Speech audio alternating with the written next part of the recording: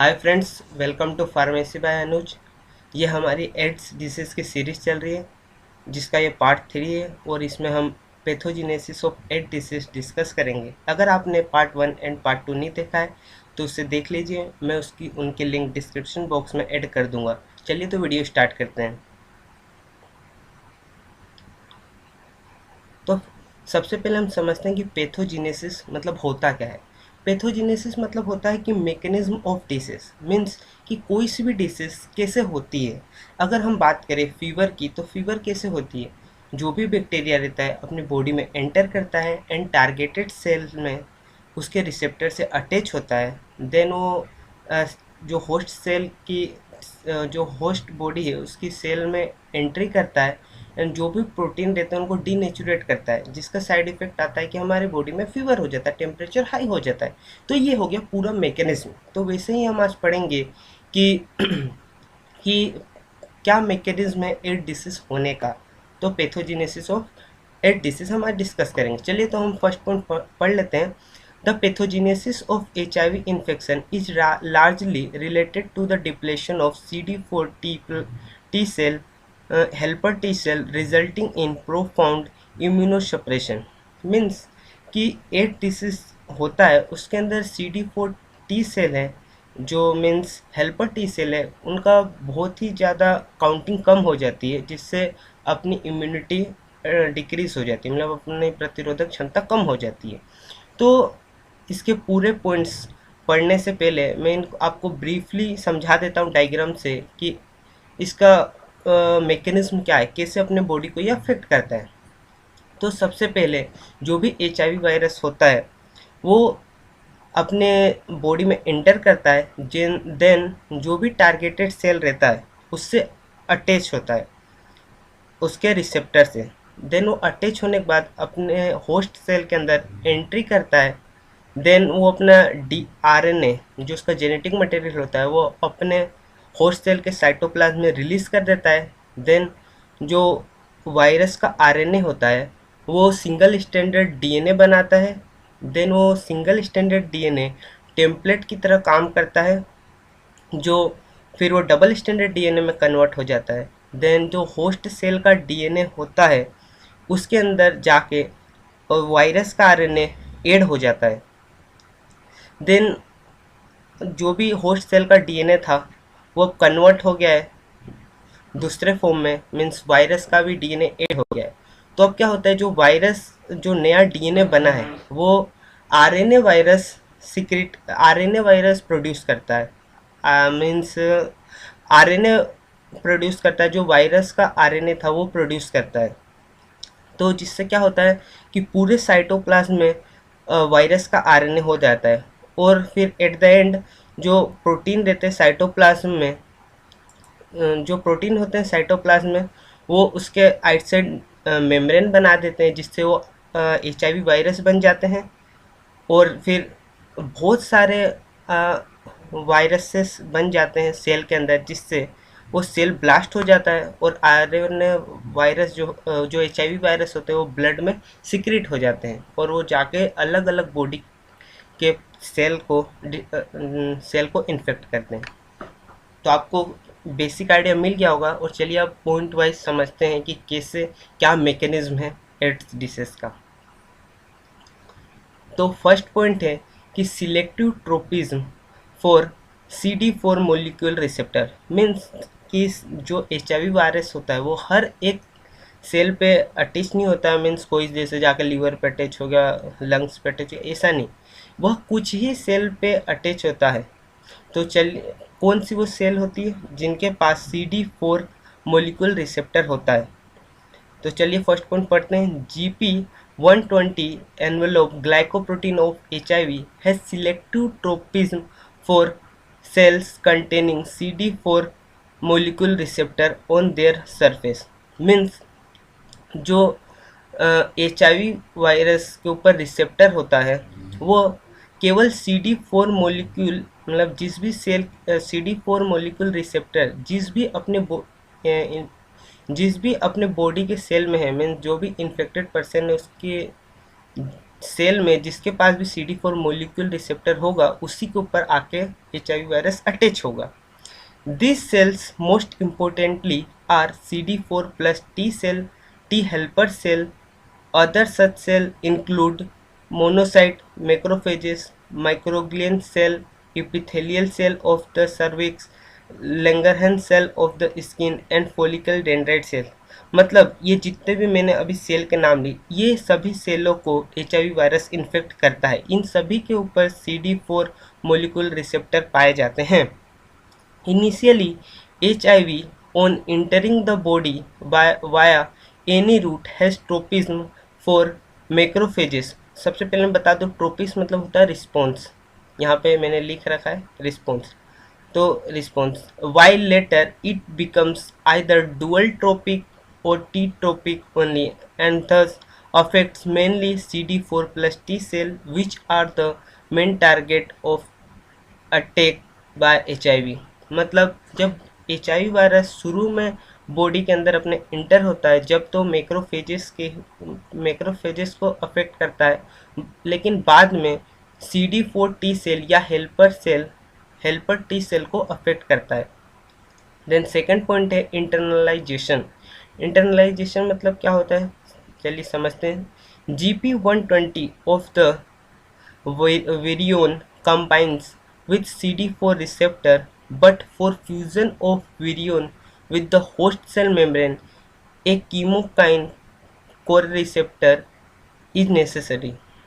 Means ये GP120 means glycoprotein 120 ये receptor है।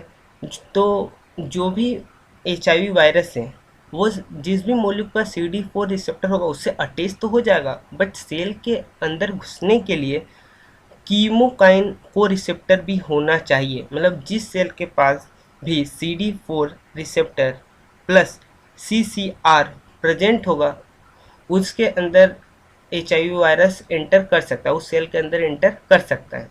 तो चलिए थर्ड पॉइंट समझते हैं, uncoating and viral DNA formation. Once the virion मतलब होता है कि इन्फेक्टेड फॉर्म ऑफ वायरस, मतलब यहाँ पे ये मतलब होगा कि infected form of HIV virus. Once the virion has entered his RNA in the T cell cytoplasm, reverse transcriptase of the viral RNA form a single stranded DNA। Means जो HIV virus था जब वो infected targeted cell means यहाँ पे जो helper T cell है उनके receptor से अटैच हो जाएगा, देन वो अपना जेनेटिक मटेरियल रहेगा मीन्स RNA वो T सेल के साइटोप्लाज्म में एंट्री करा देगा। देन जो सिंगल स्टैंडर्ड RNA रहेगा जो वायरस का वो कन्वर्ट हो जाएगा सिंगल स्टैंडर्ड DNA में।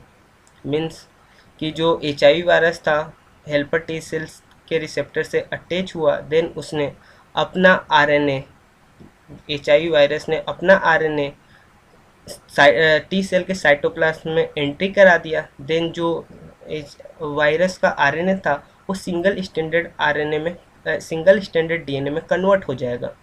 चलिए अब सेकंड पॉइंट समझते हैं, using the single standard DNA as a template DNA polymerase copies it to make a double standard DNA while destroying the original RNA stand. Means अब क्या होगा, जो सिंगल स्टैंडर्ड DNA था वो टेम्पलेट की तरह काम करेगा और जो DNA पोलीमरेज रहेगा वो उसकी कॉपी बना देगा, मतलब सिंगल स्टैंडर्ड DNA से डबल स्टैंडर्ड DNA में कन्वर्ट हो जाएगा एंड जो ओरिजिनल RNA स्टैंड था उसको डिस्ट्रॉय कर देंगे। चलिए थर्ड पॉइंट समझते हैं, viral DNA so formed has frequent mutation making the HIV quite resist to antiviral therapy. और जो नया वायरस बना है, जो नया DNA बना है वायरस का, उसमें कुछ म्यूटेशन रहेगा ताकि जो ह्यूमन एंटीवायरस थेरेपी कराते हैं उनके वो अगेंस्ट थोड़ा टिक सके, रेसिस्ट कर सके, उसको झेल सके। चलिए तो फोर्थ पॉइंट समझ लेते हैं, virus integration. The viral DNA so formed may initially remain uni-integrated in the affected cell, but later viral integrase protein insert the viral DNA into nucleus of the host C cell and integrate in the host cell DNA. At this stage viral particle is termed as HIV provirus. मतलब क्या हुआ, जो viral DNA था जो अभी बना था नया नया, वो शुरू में तो अकेले रहता है, देन बाद में जो बाद में इंटीग्रेस प्रोटीन होता है वो वायरल डीएनए को होस्ट सेल के न्यूक्लियस में एंट्री करा देता है, देन वायरल डीएनए को होस्ट सेल के डीएनए से ज्वाइन करा देता है, मतलब ऐड करा देता है। जैसे कि ये होस्ट सेल का डीएनए है, ये होस्ट सेल का डीएनए है, एंड ये होस्ट सेल का डीएनए था एंड ये आरएनए का डीएनए है। तो ये दोनों ऐड हो जाएंगे, दोनों ऐड करा देगा इंटीग्रेस प्रोटीन, ठीक है। और जब ये दोनों ऐड हो जाएंगे, ये दोनों जब ऐड हो जाएंगे, जब इनको कहेंगे HIV प्रोवायरस। चलिए तो फिफ्थ पॉइंट समझ लेते हैं, viral replication. Viral replication, HIV provirus having become part of the host cell DNA means अब जो HIV वायरस है होस्ट सेल DNA का एक पार्ट हो गया, मीन्स उसी में ऐड हो गया। अब सेकेंड पॉइंट समझ लेते हैं, host cell DNA transcripts viral RNA with presence of trait gene.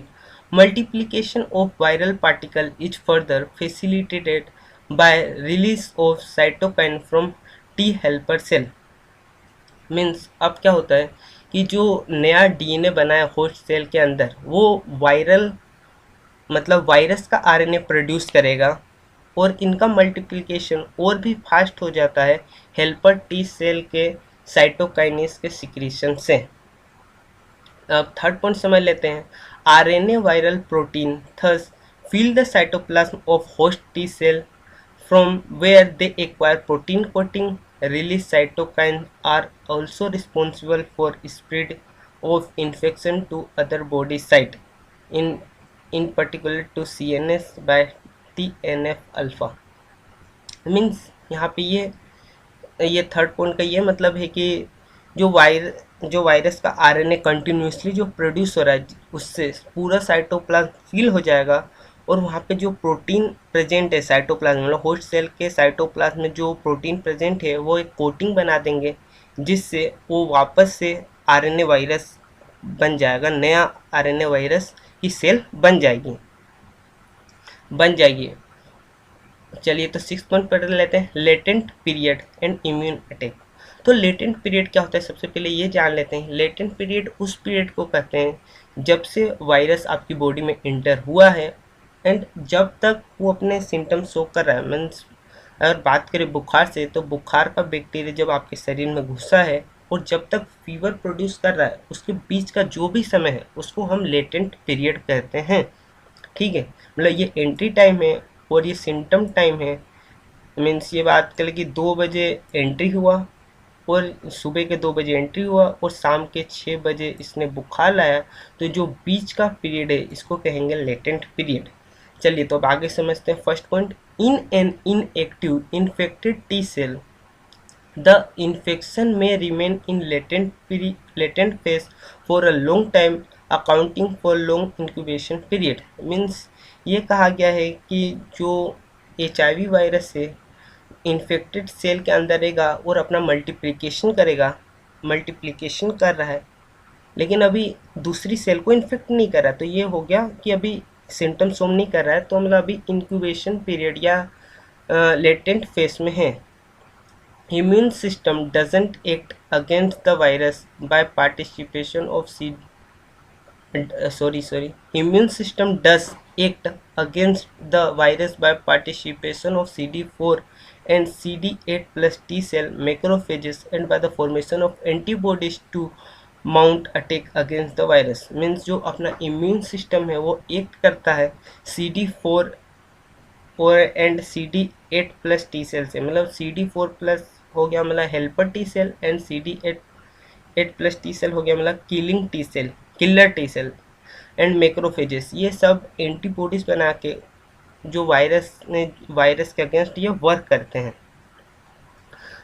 However, this period is short and virus soon overpower the host immune. और ये बताया कहा गया कि ये जो अटैक करने का टाइम है छोटा होता है और इन्हीं के बीच जो वायरस होता है वो ज़्यादा पावरफुल हो जाता है अपनी इम्यून सिस्टम से, मीन्स अपने इम्यून सिस्टम कमज़ोर पड़ जाता है वायरस के अगेंस्ट। तो चलिए 7th पॉइंट समझ लेते हैं, CD4 plus T cell destruction.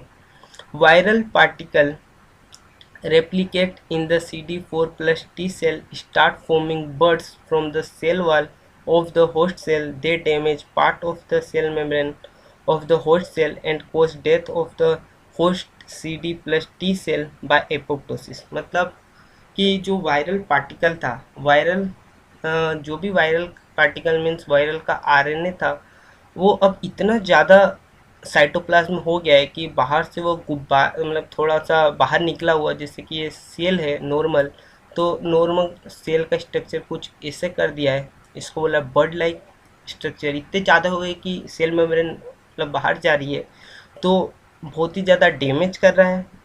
और वो होस्ट सेल की जिससे डेथ हो जाएगी, तो डेथ किससे होगी? एपोप्टोसिस से होगी। एपोप्टोसिस मतलब जो भी सेल ऑर्गेनेल रहेंगे ये अंदर, वो सब मरते जाएंगे, मीन डिस्ट्रॉय होते जाएंगे, और एट द एंड क्या होगा, ये जो सेल मेम्ब्रेन है वो ब्लास्ट हो जाएगा और सारे HIV वायरस है वो ब्लड में इंट्रोड्यूस हो जाएंगे। मतलब ये सेल ब्लास्ट हुई तो ये अंदर तो बहुत सारे HIV वायरस थे, वो सब बाहर निकल आएंगे और वो ब्लड में एंटर कर जाएंगे और ब्लड से वो अलग अलग बॉडी के पार्ट को अफेक्ट करेंगे। तो मतलब ये पॉइंट यही बता रहा था कि साइटोप्लाज्म में बहुत सारे HIV वायरस हो जाएंगे, देन सेल मेम्ब्रेन ब्लास्ट हो जाएगी जिसके वजह से, और ये ब्लड में इंटर कर जाएंगे और अदर बॉडी पार्ट को अफेक्ट करेंगे। Viral dissemination, release of viral particle from infected host cell spread the infection to more CD plus host cell and produce viremia। वही बताया गया कि जो वायरस पार्टिकल है वो रिलीज हो जाएंगे इन्फेक्टेड होस्ट सेल से, जो भी सेल में थे वहाँ से वो रिलीज हो जाएंगे, और वो CD प्लस जो भी CD प्लस सेल थे मतलब हेल्पर टी सेल थे और उनको और ज़्यादा अफेक्ट करेंगे और प्रोड्यूस करेंगे viremia. Through circulation virus gains entry to the lymphoid tissue where it multiplies further and are the dominant site of virus reservoir rather than circulation। मतलब क्या होता है, जो रिलीज हुए थे वायरस पार्टिकल रिलीज हुए थे वो सर्कुलेशन के थ्रू लिम्फोइड टिश्यू के पास चल जाते हैं, जहाँ पे वो अपना मल्टीप्लिकेशन करते हैं और वो वहाँ अपना रिजर्वियर बना लेते हैं। Reservoir side means reservoir side मतलब क्या, वहीं पे रहते हैं बहुत सारे HIV मल्टीप्लिकेशन हो के वहीं रहते हैं, वो सर्कुलेशन पार्ट नहीं लेते हैं, वो एक ही जगह इकट्ठे हो जाते हैं। अब 9 पॉइंट समझ लेते हैं, impact of HIV infection on other immune system. मतलब HIV का जो HIV वायरस से जिससे दूसरे इम्यून सिस्टम पे क्या अफेक्ट करता है, जैसे अभी तक तो हमने पढ़ा कि ये हेल्पर टी सेल मतलब CD4 प्लस सेल को CD+4 प्लस टी सेल को ही अफेक्ट कर रहा है, लेकिन ये दूसरे सेलों को भी अफेक्ट करता है इम्यून सिस्टम में, वो भी पढ़ लेते हैं। वो क्या है, फर्स्ट है कि other cell of the immune system which get infected are the circulating monocyte macrophages in tissue and dendrite follicular cell of lymphoid cell। Means जो हेल्पर टी से वो तो अफेक्ट है, उनके अलावा भी monocyte macrophages and dendrite follicular cell भी affect होती है। और HIV infected monocyte macrophage doesn't get destroyed but instead become a reservoir of HIV infection. मतलब जो मोनोसाइट्स और मैक्रोफेजेस HIV वायरस से इन्फेक्टेड होते हैं वो डिस्ट्रॉय नहीं होते हैं, उसकी वजह वो रिजर्वियर बन जाते हैं, मतलब उनके रहने का ठिकाना बन जाते हैं। Infected dendritic follicular cell of the lymphoid node cause massive enlargement of follicle center and account for persist generalized lymphadenopathy in AIDS। Means जो भी डेंटिफाइड फोलिकुलर सेल होते हैं जब HIV वायरस इनको इन्फेक्ट करता है तो ये बहुत ही ज़्यादा बड़े हो जाते हैं, इनका साइज नॉर्मल से बहुत ज़्यादा बड़ा हो जाता है। अब चलिए सेकंड पॉइंट पढ़ लेते हैं, नॉन इन्फेक्टेड लिम्फोइड सेल। मतलब अब ये जो भी लिम्फोइड सेल आते हैं, उन जो नहीं इन्फेक्ट होने चाहिए थे बट उनको भी अफेक्ट कर देता है। मीन्स जिन सेलों के पास जो CD4 molecule receptor plus CCR receptor नहीं थे, वो भी अफेक्ट होंगे। मीन्स ये कहना है कि जिन सेलों के पास CCR प्लस CD4 रिसेप्टर नहीं है, वे सेल भी अफेक्ट होते हैं। तो कौन कौन से सेल है जिनके पास CCR एंड CD4 रिसेप्टर नहीं है? वो आते हैं B cells, NK cells, natural killing cell and CD8 plus T cell, means killer T cell. वहाँ पे हेल्पर टी सेल डिस्ट्रॉय हो रहे थे। तो फर्स्ट पॉइंट पढ़ लेते हैं, B cell don't have receptor for HIV but the number of B cells slowly decline. Their function of immunoglobulin synthesis is impaired due to lack of activation by depleting CD4 plus T cell or helper T cell, but instead there may be non-specific hyperglobulin. Means ये कहा गया है कि B cell के पास HIV का receptor नहीं होता है तब भी इन्फेक्ट होता है। कैसे? उसको अपना फंक्शन, जो अपनी इम्यून फंक्शन करना है, उसके लिए एक्टिवेशन रिक्वायर्ड होता है CD4 plus T cell, but CD4 plus T cell या हेल्पर टी सेल के डिस्ट्रक्शन होने से उसका एक्टिवेशन नहीं हो पाता है, जिससे वो अपना इम्यून फंक्शन नहीं परफॉर्म कर पाता है और वो हो जाते हैं नॉन स्पेसिफिक हाइपर ग्लोबिनिया।